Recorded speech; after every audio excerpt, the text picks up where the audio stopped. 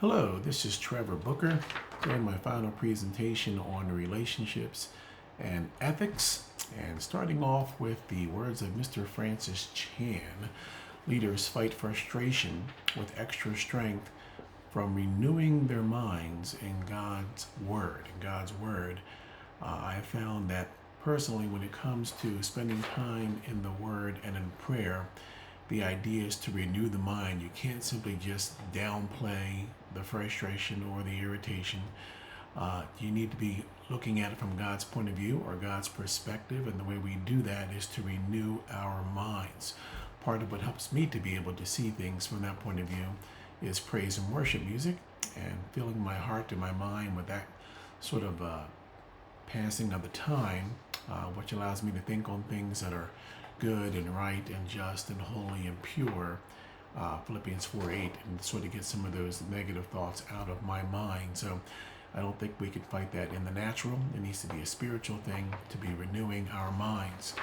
Also, Rick Warren has some things to share on the topic of seasons and marriage. Of course, a marriage can be a great source of strength, or it can be a huge problem when it comes to maintaining integrity and focus and the right mindset in ministry.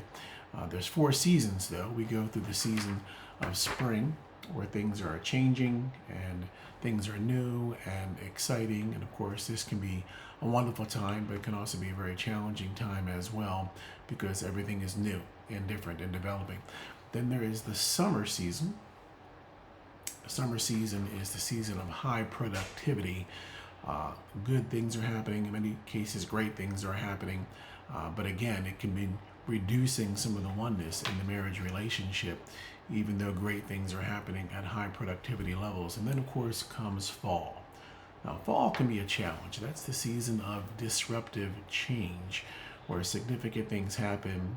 Maybe there's a significant change at work, or maybe a family member becomes ill, and now we're caring for a loved one.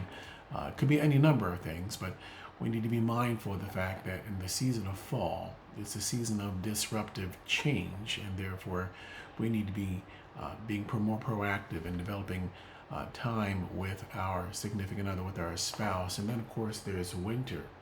That could be a challenge for any marriage, the season of hard times. Maybe there's a death in the family. Maybe there's a loss of a position, or a ministry change, or maybe one of the ministries are canceled altogether. I think of this almost as a season of hibernation. Hibernation is not death indefinitely or forever, but it certainly is the death of something for a period of time, and that can be very, very difficult to manage and to handle in ministry. But if we're mindful of these things, if we're aware of these things, if we're anticipating these things, it certainly makes it easier. And then we go right back again to Philippians 4:8, and to renewing our minds and thinking on things that are good and right and just. That obviously is very important. And then, of course, this season, moving through seasons, could lead to the battle of discouragement. The battle of discouragement. I love what Furtick had to say there. Chatter. Chatter is simply the idea of believing what is being said in your head, or maybe from negative sources around you, instead of believing what God said. Are you going to believe what God said, or are you going to believe what people have said, or the voices in your head? And he calls that chatter. But chatter can lead to weak-mindedness. It can lead to burnout even, and it's a legitimate, significant, real issue. So how do we approach this? How do we deal with? Well, there's offense and there's defense. I'm a sports-minded guy, so I'm going to use a sports analogy here. On the offensive side, we need to be, again, renewing our minds through prayer and God's Word, but it's also very important to have honesty and transparency with key people that are around us, especially our spouse. Because honesty and transparency, sharing these things, well, people can help you carry that burden. And then, of course, I like to refer to this last one as wisdom in the windshield wisdom.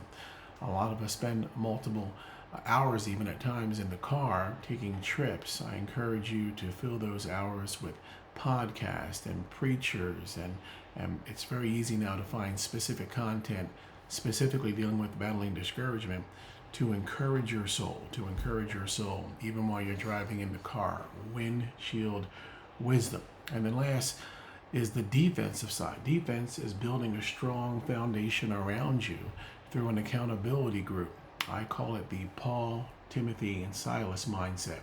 Everyone should have a Paul, a mentor who's been down the road a little bit, a Timothy, someone that you're sort of mentoring and you're developing and teaching yourself, and then of course a Silas, someone that you can lock arms with who's at a current stage of life that you might be in as well, and you can walk through this journey together, because many times you're battling some of the same things. So the defense would be the accountability group and the idea of the Paul, Timothy, and Silas triad, foundation fortified around you. Thank you.